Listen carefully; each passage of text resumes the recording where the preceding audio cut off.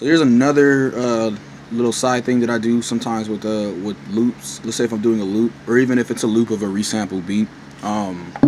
So I have this loop with drums. I kind of just put it together for the sample. Just show you real quick.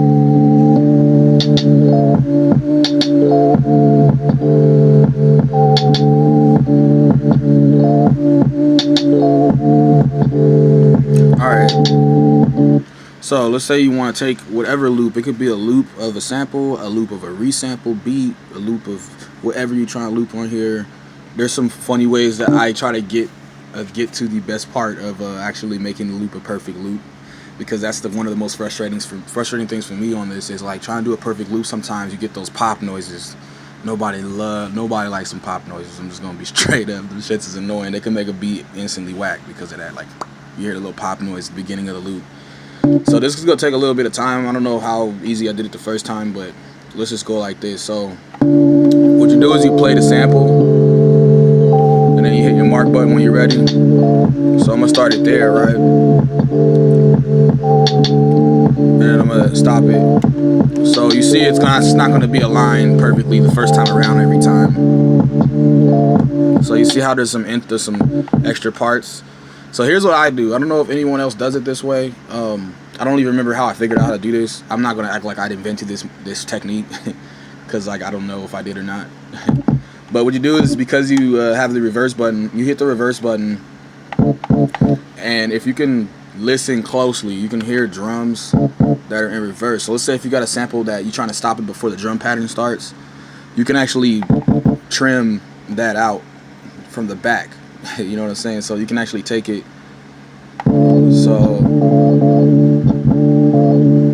So if you don't hear any pop noises in the reverse form, then that means you hit a part at the beginning of the, I mean at the end of the loop where no drums start up, if that makes sense. You know what I mean? So let me go ahead and put it back in normal play mode. We're gonna test it, see if it works. So you see how it's a little better, right? There's still a pop, so that means you can either check your intro loop, like the beginning of the attack of the sample, or you can check the end again. So in this case, I'm gonna check the beginning. Let's make it play continuous. Put it back at 0. Just as a short little side note, whenever you put your start in back at 0, that actually puts it back to your original start and stop that you had for your previous chop. So like in this case, the one I started with, that's how it's chopped where it was. So you can start back at 0 every time you hit start and end. So that's too much to the right. Let's go to the left one. Yeah, let's try it like that. Let's put it back at 0 and then start from the back, because that sounds fine. But if I go from the back, I might have did it too much. So you also want to try to like, let's put it back at 0. That's my original chop. You also want to try and get close to the attack of the next before you hear a pop. So if you hear a pop, you went way too far. So like, let's go 6. So you hear that? You hear that? That's that means I'm too far into the next measure. So we'll take it right before that and we'll see where it's at. Let me hit that and start it over.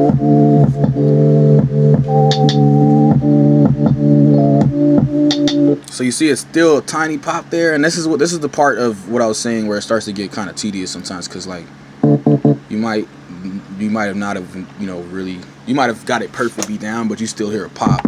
That's the whole thing about being a perfectionist with your own shit sometimes, you know what I'm saying? Because that's what I am sometimes. I'm a straight up perfectionist with this shit. So let's go back to the intro and take a little bit off and see if, now let's take some back. Let's go back here. And then let's even just try it with that and see where it goes.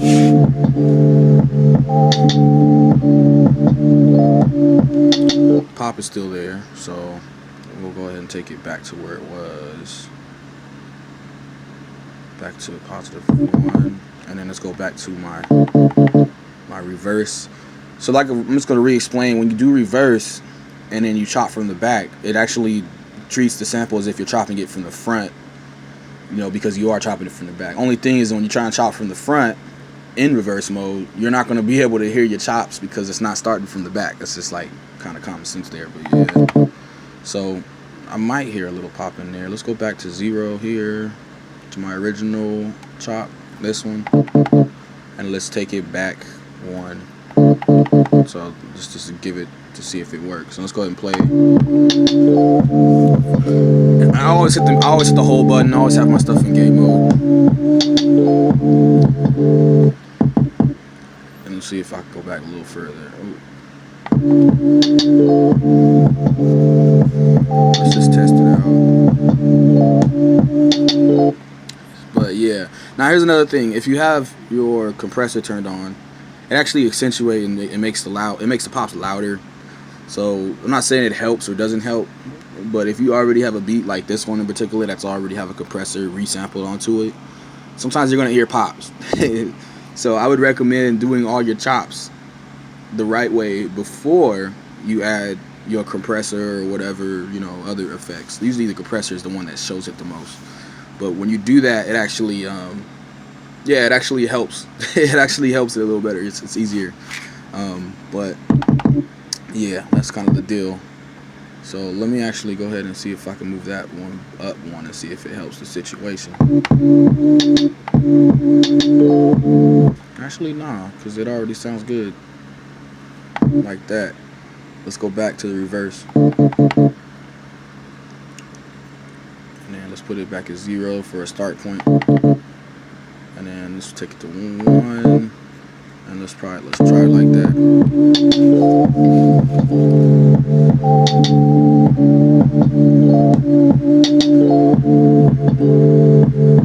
So watch, if I take this shit back to 3, we'll see how it sounds. So you see how it sounds a little better? You can still hear the pop though. That means that there's something, it's probably because of the compressor. And if I go further to the right, it's when it starts to pop more. So you hear all this extra drums in there now? So that tells you that you're too far. That means you gotta go back. So like, let's go to -2.